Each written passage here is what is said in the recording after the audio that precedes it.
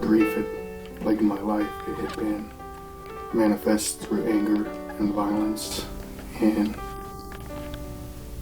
I didn't like where it was leading me and wanted to change that aspect of it. I was tired of being controlled by it. I grew up in an abusive home. Alcohol, drug abuse, physical abuse, and was put in situations where there was even sexual abuse. I trusted few people, so when I did lose those people, that grief was intensified even more. I didn't know where to start, and my trust around women was even less. So it took a real leap of faith to even approach Darlene. Told me that yes, good grief was something I really wanted to pursue. I felt that I could learn a lot from it. What you resist persists, and by embracing my grief, I'm able to deal with it. I've learned that it has a beauty to it, and that by exploring it and by embracing it, I've found a new heightened sense of joy. Probably one of the greatest things I've received from it is being able to smile again and be able to be happy and content with who I am. I look forward to exploring it more and embracing it more and having more of an intimate relationship with my grief as the classes proceed. When I was in the class the first day, the vulnerability that the men showed, even to the point of tears,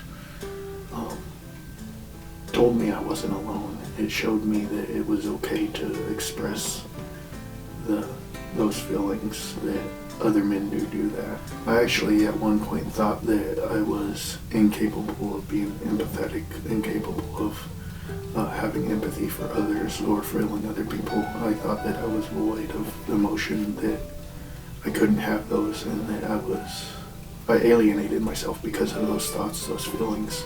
Most of my healings come from those guys in that group and gals, from the vulnerability that they express and they trust me with, and the empathy that they show me is far beyond anything I ever thought I was even deserving of. And I found myself able to empathize with them because I had been through what a lot of them had been through, and I was able to see that I could feel, that I was human, and that brought me a extreme sense of joy. When that revelation came through, it was like I was walking on clouds.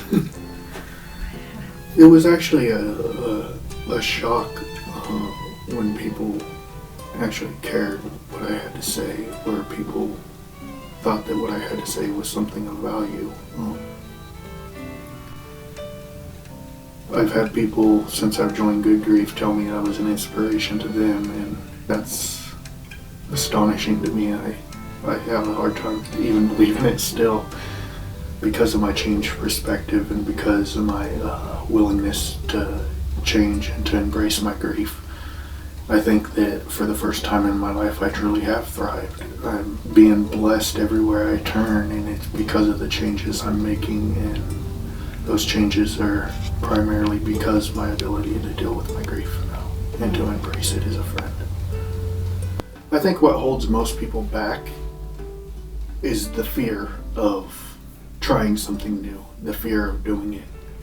I think that it's true because when they see that it works, when they see people changing, someone like me who's been in and out of incarcerations, who's lived a life of anger, of violence, of hatred, of not wanting to live, if they can see somebody like me change, and truly embrace that, then it erodes that fear. If you want to experience a new sense of joy, a new sense of happiness, enlightenment, if you want to experience those things, I challenge you, take that challenge, embrace grief, change your perspective of it, view it as a friend. I guarantee that you would have profound changes in your life, and that you would be more happy, more content, more joyful, more peaceful. You'll be able to love, you'll be able to look at life and see beauty in everything. Through embracing your grief, you'll find strengths that you never thought you were capable of. The saying that the journey of 1,000 miles begins with the first step holds so true when it comes to dealing with your grief or any emotion. Encourage people and challenge them to take that step, It's life-changing. It won't only change you, it'll change those around you.